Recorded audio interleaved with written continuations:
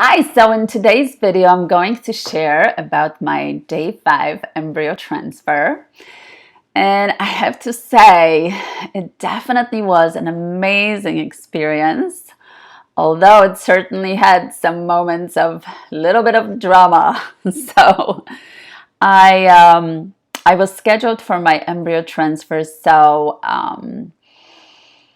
I guess on the day after, one day after the after the egg and sperm was fertilized, I had message in my patient portal that I will be updated in a couple days if it's gonna be embryo day 3 or embryo day 5. I believed kind of from the beginning that it was going to be day 5 blastocyst. Just because I think you can see that the embryo is much stronger and developing well, and you can grade it, and you can choose the winner, choose like the strongest, fastest, and the best developing embryo. So once I got the message that it was going to be day 5, I started prepping for it.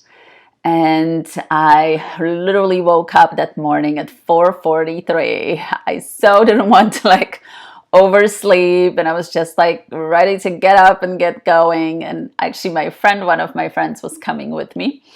So I showered, got ready, had a little light breakfast. They tell you to have, just a small breakfast before you come there. And then I picked up my friend, and we were at my doctor's office at 7 o'clock, and my embryo transfer was scheduled for 7:30. So after a few minutes when we arrived, we were taken to the exam room, just like a regular exam room. And then embryologist came, and she showed me the picture of the one she has chosen. That is the strongest, best looking blastocyst. And she said, this is the one we'll be putting in your uterus today. It was kind of fun to see it. It was just amazing. And actually, I do have a picture of it, so I'll show it to you at the end of the video. And then I signed a couple papers, and I changed into kind of like a surgery gown. And then my friend and I, we were shown into the operating room. So I watched a ton of videos on YouTube before I went into my embryo transfer. And I was pretty sure that it's gonna be quick, easy, 5 minutes, baby's in, ready to go. And was I wrong? So it was definitely much longer than I anticipated. And I think once I heard that we're going to the operating room, I was like, oh my gosh, I maybe got a little bit anxious about it. So according to Eastern philosophies, they always tell you as soon as you get the embryo transfer, make sure you have warm socks.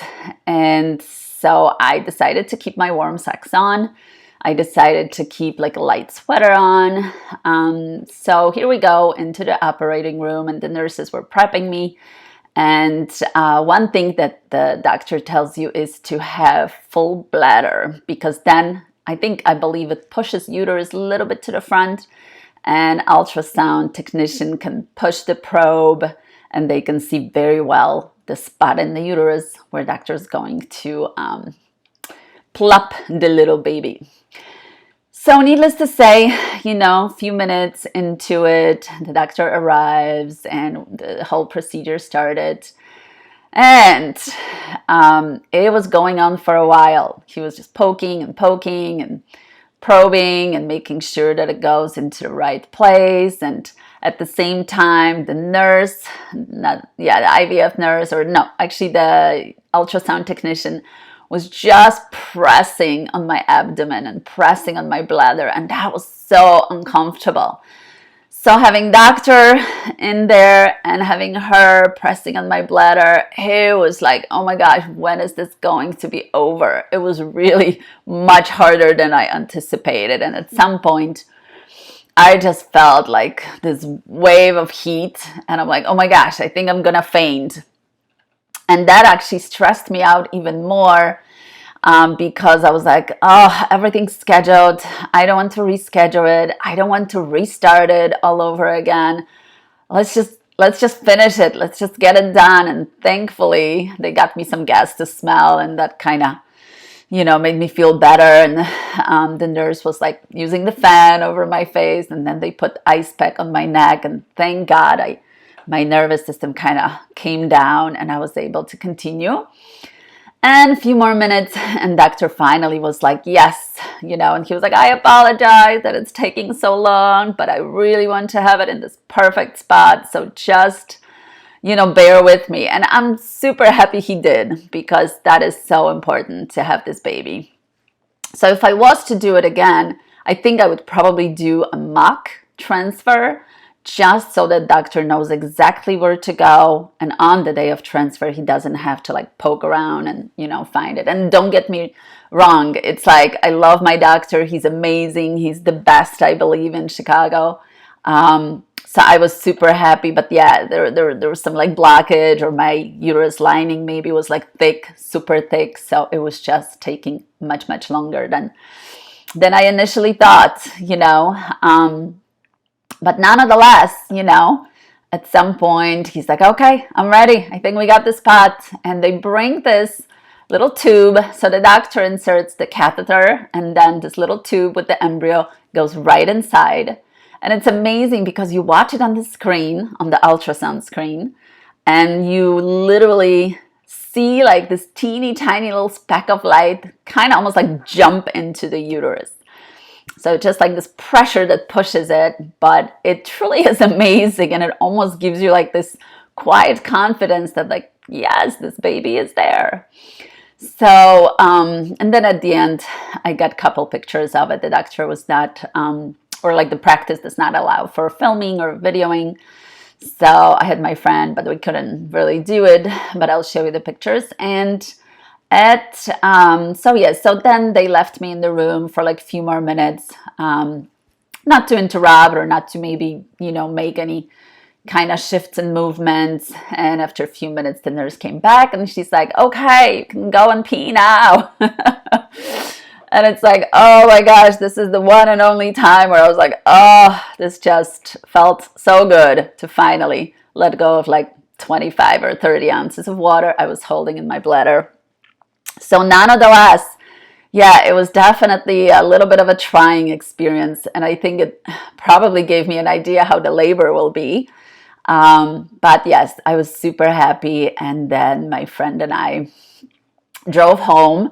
And one thing they say, that as soon as you do embryo transfer, you're supposed to like laugh. So I decided to watch my favorite comedian, Russell Peters. It's kind of fitting since the baby is half Indian, half white. And we were just laughing on the way home. And then I came home and I had another breakfast, kind of a bigger breakfast. And I went upstairs and just took a nap for a couple hours. And I'm super happy. I decided to take 4 days off, which was super hard. They generally tell you 2 days off and, moderate bed rest is all that's needed. But I decided to just not risk it at all. And I took 4 days in a row and just took it easy and, had meals, had naps, read, watched some YouTube, and pretty much gave the baby a chance to bury in my uterus and grow nice and strong. Oh, so I'm gonna show you. So this is the picture of the embryo. So the middle part is going to turn into fetus, and the outer part is going to turn into placenta, right? So this was my day 5 embryo, blastocyst. And here you see, I'm gonna come closer. Here you see this teeny tiny little speck of light. This was the way where the catheter was and was going all the way in there. And this is where the embryo was placed. You can see it a little bit more maybe on this picture. And it's right there, right?